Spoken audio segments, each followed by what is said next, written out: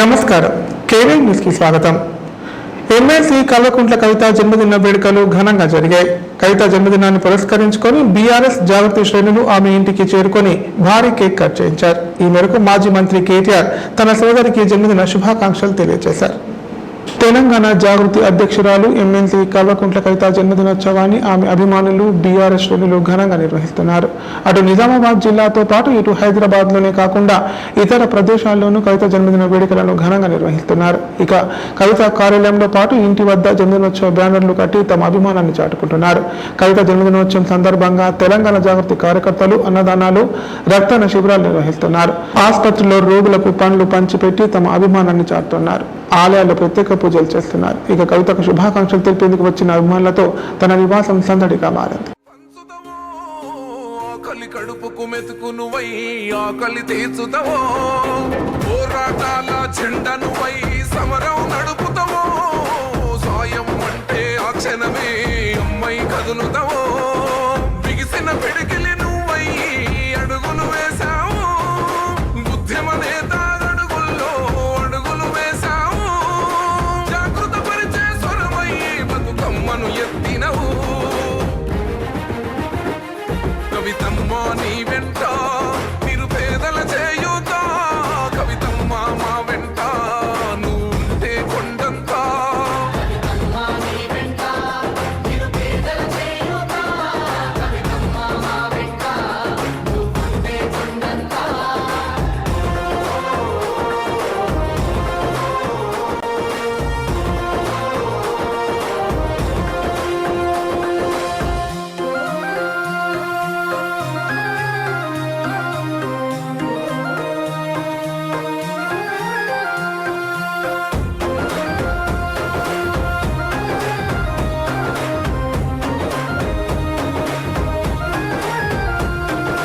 పోరాటానికి పొలికే కై పిడికిలి ఎత్తినవు, జాగృత పరుచుతూ ప్రజలెంట పైనం గట్టినవు.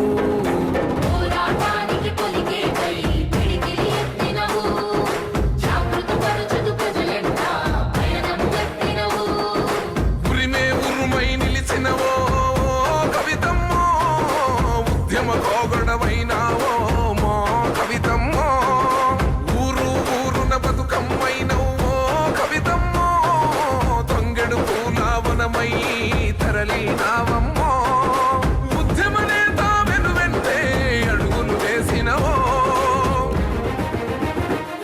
కవితమ్మో నీ వెంట నిరుపేదల చేయూత, కవితమ్మ మా వెంట నువ్వుంటే కొండంత.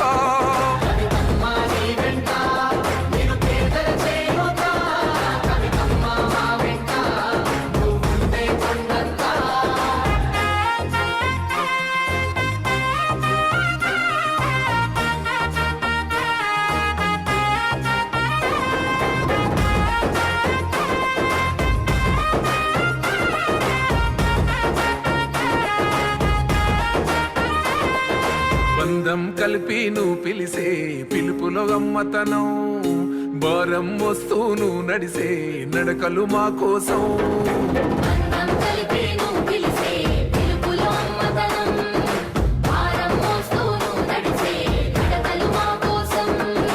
తండ్రికి తగ్గ బిడ్డవులేమో కవితమ్మో, పేదల గుండెకు చప్పుడువేమో కవితమ్మో,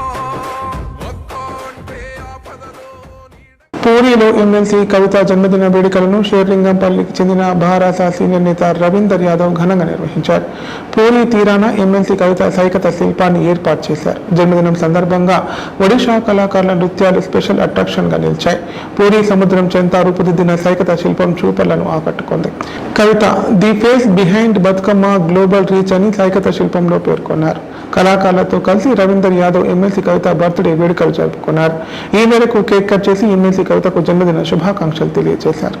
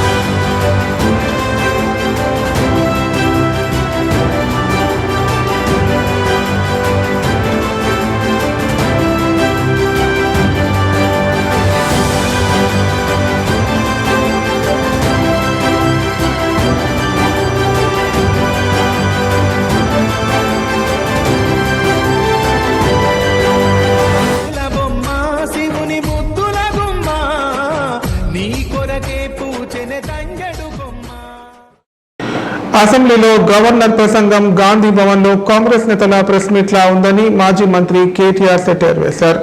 గవర్నర్తో పచ్చి అబద్ధాలు చెప్పించారని విమర్శించారు. కాంగ్రెస్ సర్కారు ఘోర వైఫల్యం వల్ల 480 మంది రైతులు ఆత్మహత్య చేసుకున్నారని చెప్పారు. అసెంబ్లీ మీడియా పాయింట్ వద్ద బీఆర్ఎస్ పార్టీ వర్కింగ్ ప్రెసిడెంట్ మాజీ మంత్రి కేటీఆర్ మీడియాతో మాట్లాడారు. గవర్నర్ ప్రసంగంలో కొత్త విషయాలు చెబుతారని అనుకున్నాం. రైతులకు భరోసా ఇస్తారని భావించాం. 20-30% మించి రైతులకు రుణమాఫీ జరగలేదు. కానీ పూర్తిగా చేసినట్లు గవర్నర్తో అబద్ధాలు చెప్పించారు. ఈ ప్రసంగంతో ఆయన స్థాయి తగ్గించారన్నారు. సీఎం రేవంత్ చేతకానితనం వల్ల అనేక ఎకరాలకు నీరు అందడం లేదు.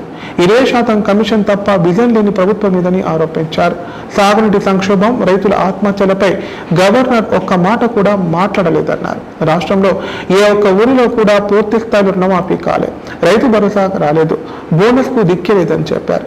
కాంగ్రెస్ సర్కార్ ఘోర వైఫల్యం వల్ల 480 మందికి పైగా రైతులు ఆత్మహత్య చేసుకున్నారన్నారు. ఎక్కడికక్కడ పంటలు ఎండిపోయి రైతులు ఆందోళనలో ఉన్నారు.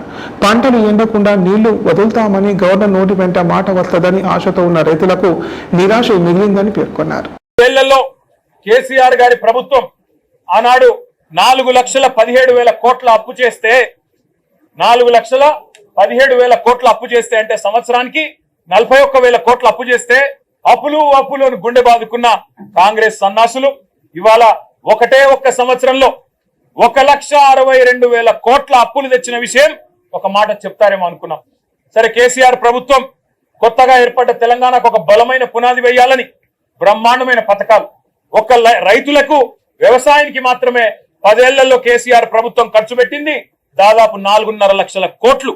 రైతు బంధు రూపంలో 73,000 కోట్లు, రుణమాఫీ రూపంలో 28,000 కోట్లు, ఇరిగేషన్ ప్రాజెక్టుల రూపంలో, అదే విధంగా వ్యవసాయ పనిముట్ల రూపంలో, మెకనైజేషన్ రూపంలో, డ్రిప్ రూపంలో, సబ్సిడీల రూపంలో, ఉచిత విద్యుత్ రూపంలో మొత్తం 4.5 లక్షల కోట్ల రూపాయలు తెలంగాణలోని 70 లక్షల మంది రైతులకు ఇవ్వడం వల్ల ఇవాళ భారతదేశంలో తెలంగాణ వరిధాన్యం ఉత్పత్తిలో నెంబర్ 1 అయింది. కానీ ఇవాళ గవర్నర్ గారి ప్రసంగంలో ఏం చెప్పుకుంటున్నారు? భారతదేశంలోనట రేవంత్ రెడ్డి ఉద్దారకం వల్ల తెలంగాణ నెంబర్ 1 అయిందట వరిధాన్యం ఉత్పత్తిలో. ఏది సంవత్సరం 14 నెలల్లో నువ్వు పంటలు ఎండబెట్టడం వల్ల, రైతు బంధు ఇవ్వకపోవడం వల్ల, కరెంటు అస్తవ్యస్తం చేయడం వల్ల, రైతుల ఆత్మహత్యల వల్ల వరిధాన్యం ఉత్పత్తి పెరిగిందా? సిగ్గన్నా ఉండాలి మాట్లాడడానికి. ప్రభుత్వానికి కనీసం సోయన్నా ఉండాలి. ఇవాళ లక్షల ఎకరాల్లో పంటలు ఎండిపోతుంటే కనీసం ఓదార్చడానికి ఒక మంత్రి దిక్కులేడు, కనీసం ఒక కాంగ్రెస్ ఎమ్మెల్యే లేడు. ఊళ్ళల్లో పోతే కాంగ్రెస్ ఎమ్మెల్యేల్ని తరిమి కొడుతున్నారు. ఏది రైతు బంధు, ఏది రుణమాఫీ, ఎక్కడ తెచ్చిండ్రు మీరంతా అని చెప్పి ఊళ్ళల్లో ఇవాళ తరిమి కొడుతున్న పరిస్థితులను దాచిపెట్టే ప్రయత్నం గవర్నర్ గారి ప్రసంగం ద్వారా చేసిన మాట. 1,50,000 కోట్లు, 1,62,000 కోట్లు అప్పు చేసి ఒక్కటంటే ఒక్కటి కూడా పథకాన్ని ప్రారంభించని ఒక అసమర్థ ప్రభుత్వం రేవంత్ రెడ్డి ప్రభుత్వం. కేవలం కుంభకోణాలు, 20% కమిషన్లు, 30% ల్యాండ్ డీల్స్. నా మాట కాదు, కాంగ్రెస్ ఎమ్మెల్యేలు చెప్తా ఉన్నారు 30% కమిషన్ ఇస్తేనే మా మంత్రులు పనిచేస్తారు, 20% కమిషన్ ఇస్తేనే బిల్లులు వస్తాయి అని ఇవాళ స్వయంగా కాంగ్రెస్ ఎమ్మెల్యేల నోటంబడ వస్తున్న మాటలు, కాంట్రాక్టర్లు సెక్రటేరియట్ లో ధర్నాలు చేస్తున్న పరిస్థితి. ఈ దుస్థితి గురించి గవర్నర్ గారు ఏమన్నా చెబుతారేమో. అవినీతి రహితంగా ప్రభుత్వాన్ని నడిపే ప్రయత్నం చేస్తాము. ఢిల్లీకి మూటలు పంపేదానిలో బిజీగా ఉన్నా, పదవులు కాపాడుకోవడం కోసం ఢిల్లీకి మూటలు తప్పకపోయినా కనీసం ఇకనైనా సర్దుకుంటాము, సరి చేసుకుంటామని ఒక్క మాట చెప్తారేమో అనుకున్నాం. దాని ప్రస్తావన లేదు. ఒక్క గ్యారంటీ లేకుండా, ఒక్క గ్యారంటీ అమలు చేయకుండా, 420 హామీల్లో కనీసం ఒక్క హామీ అమలు చేయకుండా, ఇవాళ ఒక్క కొత్త ప్రాజెక్టుకు ఇటుక కూడా పెట్టకుండా 1,62,000 కోట్ల అప్పు చేసినందుకు గవర్నర్ గారు ఏమైనా మందలిస్తారేమో రేవంత్ రెడ్డి గారిని అనుకుంటే, మరి అక్కడ కూడా గాంధీ భవన్ లో ఒక కార్యకర్త చేసే ప్రసంగం లాగా ఇవాళ గవర్నర్ గారి ప్రసంగం సాగింది. మౌలిక భాష, గణిత సామర్థ్యాల సాధనతో జత చేయడం వల్ల అద్భుత ఫలితాలు సాధించామని విద్యాశాఖ ప్రిన్సిపల్ సెక్రటరీ యోగితా రాణా అన్నారు. జిల్లాలో ఆధారిత FLN కార్యక్రమాన్ని ఖచ్చితంగా అమలు చేయాలని చెప్పారు. రాష్ట్రంలోని అన్ని జిల్లాల కలెక్టర్లు, జిల్లా విద్యాశాఖ అధికారులు, గుణాత్మక విద్యా సమన్వయకర్తలతో నిర్వహించిన వీడియో కాన్ఫరెన్స్ లో విద్యాశాఖ ప్రిన్సిపల్ సెక్రటరీ యోగితా రాణా మాట్లాడారు. ప్రతి జిల్లాలో ఏ ఆధారిత FLN కార్యక్రమాన్ని ఖచ్చితంగా అమలు చేయాలని సూచించారు. సమావేశం తర్వాత కామారెడ్డి జిల్లా కలెక్టర్ ఆశీష్ సంగ్వాన్ మాట్లాడారు. జిల్లాలో 26 ప్రాథమిక పాఠశాలను ఏ ఆధారిత FLN కార్యక్రమానికి ఎంపిక చేయడం జరిగిందని తెలిపారు. ఆ పాఠశాలల్లో XL ల్యాబ్లను ఈ నెల 15వ తేదీన ప్రారంభించబోతున్నట్లు తెలిపారు. ఎంపిక చేయబడిన ప్రతి ప్రాథమిక పాఠశాల సమీపంలోని ఉన్నత పాఠశాల కంప్యూటర్ ల్యాబ్ను వినియోగించుకొని విద్యార్థులకు ఏ ఆధారిత విద్యా బోధన చేయాలని సూచించారు. ఇందుకు కావాల్సిన మౌలిక సదుపాయాలను వెంటనే సమకూర్చుకొని ఎంపిక చేయబడిన పాఠశాలల్లో కార్యక్రమం ప్రారంభించాలని చెప్పారు.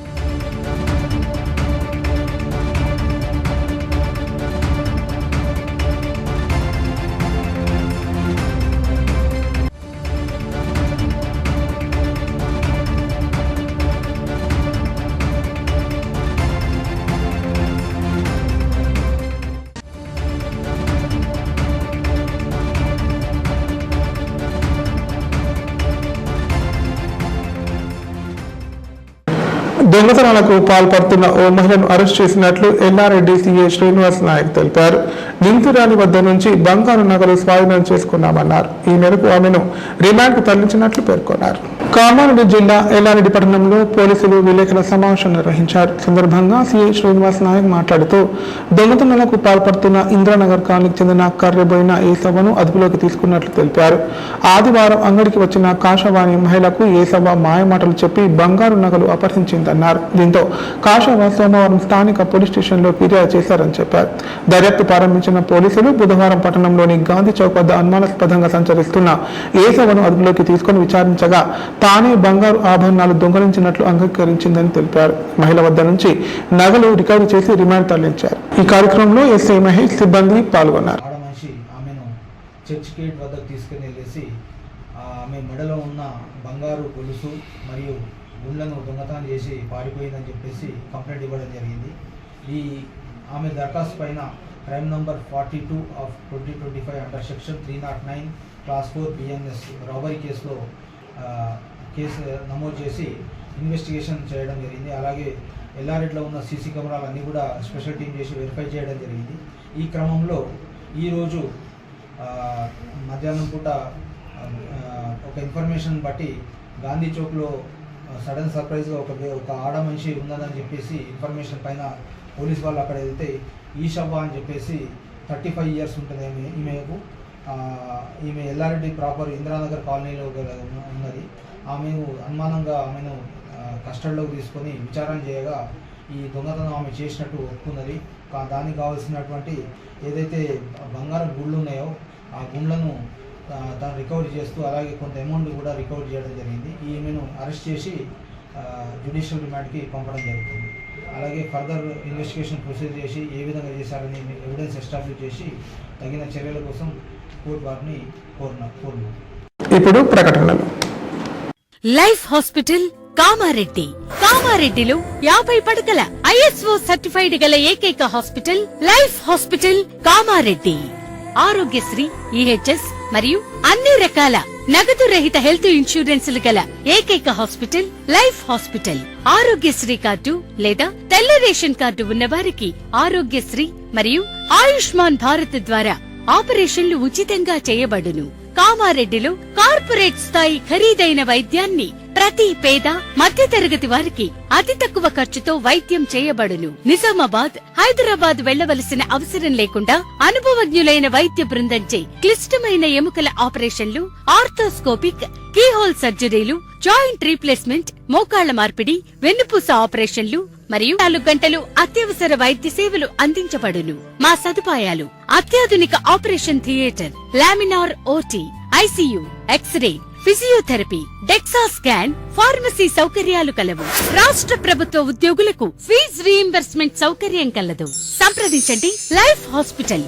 తెలంగాణలో మొట్టమొదటిసారిగా అధునాతన పద్ధతిలో నరాల, మానసిక, sex, alcohol, fits treatment, AC intensive care unit ఇప్పుడు మన నిజామాబాద్ లో doctor B Keshavulu MD psychiatry, Osmania గారి ఆధ్వర్యంలో అన్ని సదుపాయాలు గల అత్యాధునిక అతిపెద్ద హాస్పిటల్ ప్రారంభించబడ్డది. నరాల బలహీనతలు, తలనొప్పి, ఫిట్స్, పళ్లు బిగపట్టడం, భయం, గుండెదడ, డిప్రెషన్, ఒంటరితనం, మంత్రాలు చేతబడి చేశారని అనుమానపడటం, వ్యతిరేకమైన ఆలోచనలు, తన గూర్చి మాట్లాడుకుంటున్నారని, చంపడానికి వస్తున్నారని భ్రమపడటం, ముట్టిందే ముట్టటం, కడిగి కడిగిందే కడగటం, సెక్స్ లో బలహీనత, శీఘ్రస్ఖలనం, హస్తప్రయోగం, సెక్స్ లో తీవ్ర అసంతృప్తి, భార్యాభర్తల మధ్య అనుమానాలు, పిల్లల అల్లరి, అతికోపం, మతిమరుపు, చదువులో వెనుకబాటుతనం, alcohol, cigarette, gutka, Gul form బానిసైన వారికి స్పెషల్ ట్రీట్మెంట్. గమనిక: ఆధునిక ఏసీ వార్డు, అత్యంత విశాలమైన భవనం, అన్ని నరాల మానసిక సమస్యలకు మరియు ఆల్కహాల్ ను మాన్పించుటకు అడ్మిషన్స్ సౌకర్యం గల తెలంగాణలోనే అతిపెద్ద hospital doctor Keshavulu hospital, bus stand ఎదురుగా లైన్, ఖలీల్వాడి,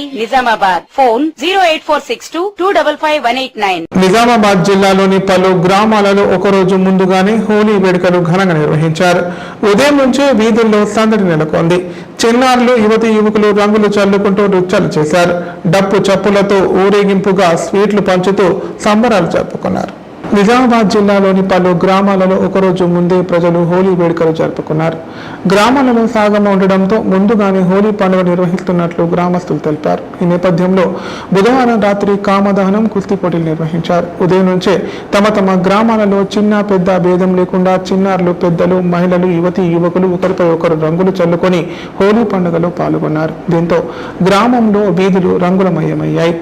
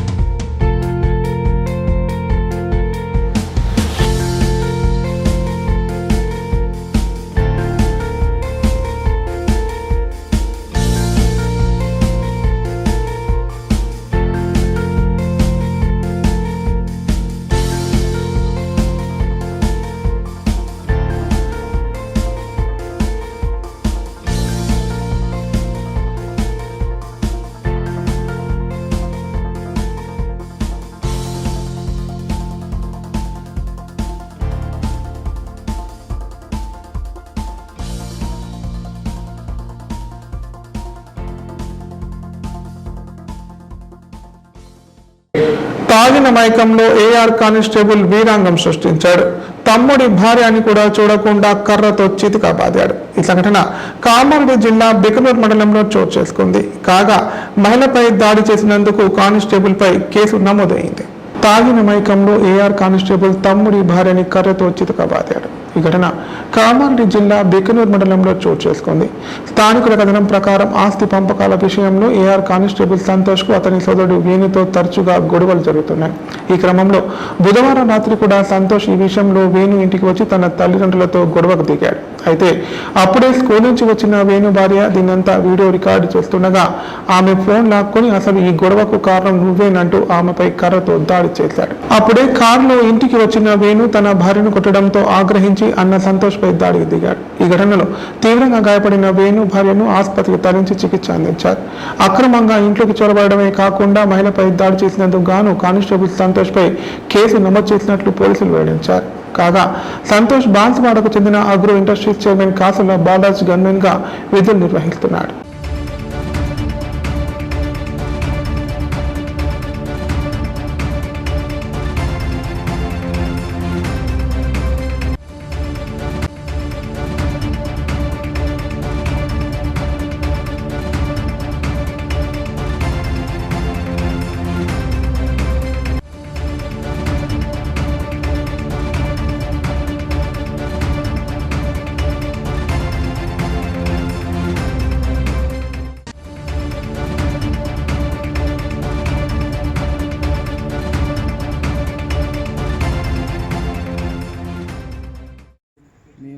నా పేరు జేపీ వేణుగౌడ్, మా గ్రామం బిక్నూర్. నేను లేని సమయంలో మా భార్య పైన విచక్షణ రహితంగా మా అన్న జేపీ సంతోష్ గౌడ్ తీవ్రంగా దాడి చేసి కొట్టడం జరిగింది. తను పోలీస్ డిపార్ట్మెంట్లోని ఏఆర్ కానిస్టేబుల్గా విధులు నిర్వహిస్తాడు.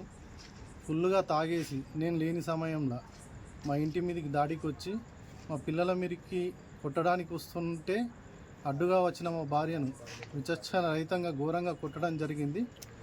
3 వేళ్ళు చేతిపైన కట్టెతో కొడితే ఫ్రాక్చర్ అయ్యి చాలా తీవ్రంగా దెబ్బలు తగిలినాయి. ఇది జరుగుతున్న సమయంలో అడ్డుకోవడానికి వచ్చిన నన్ను, మా ఫ్రెండుని మా వాళ్ళని ఇద్దరిని కలిపి ఘోరంగా కొట్టడం జరిగింది. ఇలా జరగడం ఇది 3వసారి.